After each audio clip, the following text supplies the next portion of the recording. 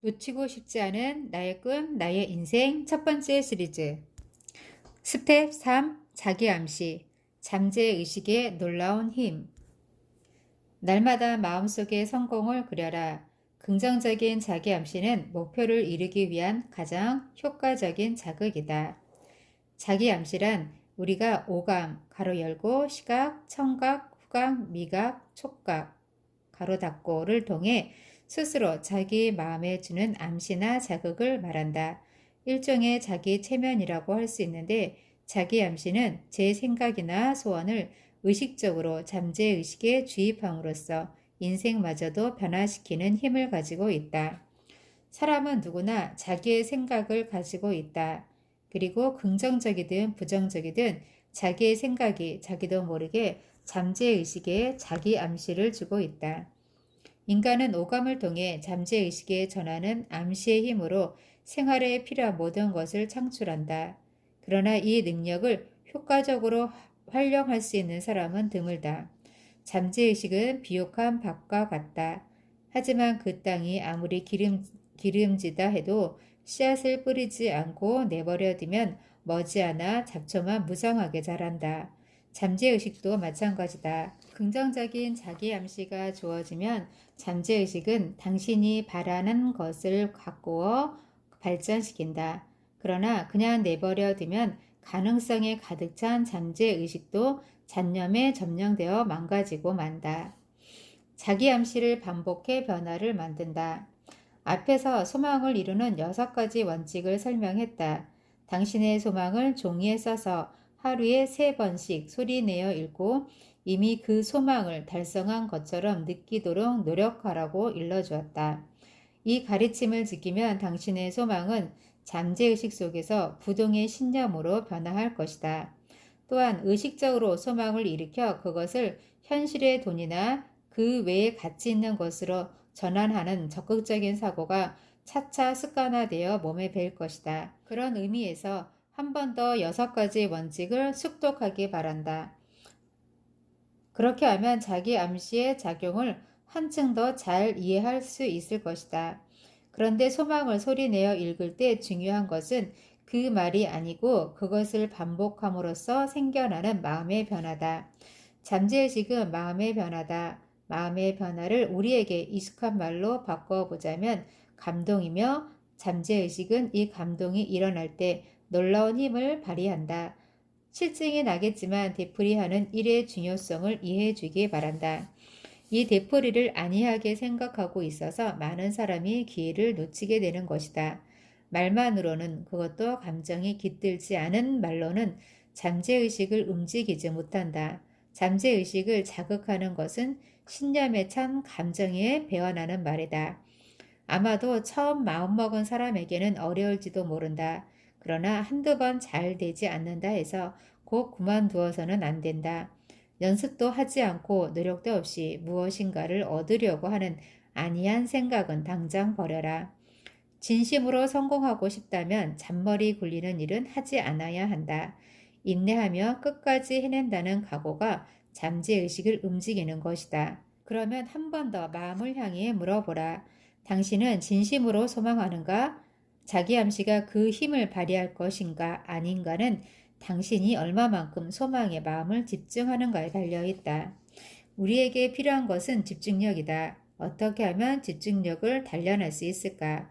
그 첫 번째는 소망을 구체적으로 정하는 것이다.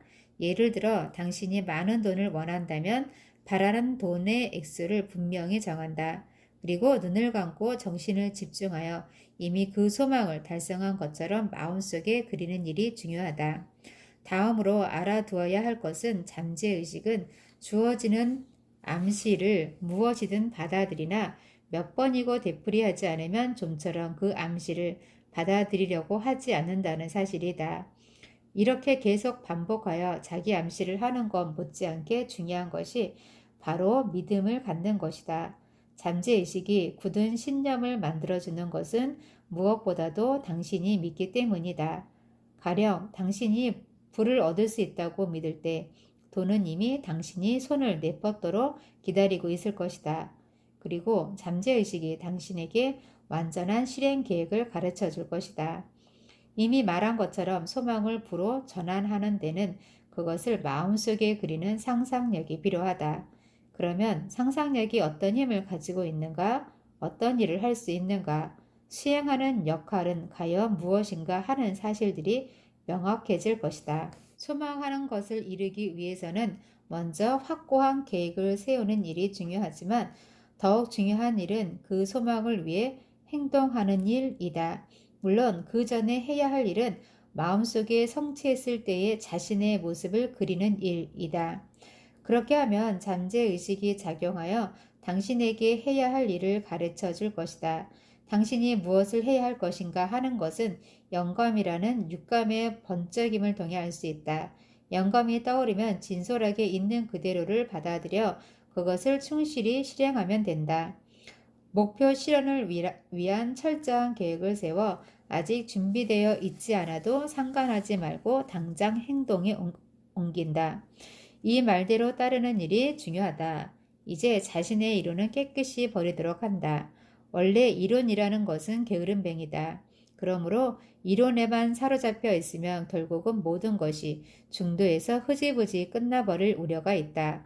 당신이 마음속에 소망을 이룬 모습을 그릴 수 있으면 다음은 그것을 위해 당신이 어떻게 노력할 것인가를 생각해야 한다. 이것은 매우 중요하다. 잠재의식을 움직이는 세 가지 원칙. 잠재의식을 움직이는 자기암시 방법에는 세 가지가 있다. 첫째, 밤에 잠들기 전에 당신이 쓴 암시의 말을 소리내어 읽는다. 예를 들어 당신이 5년 후 1월 1일까지 세일즈맨으로 활동하여 5만 달러를 벌려고 마음 먹었다고 하자.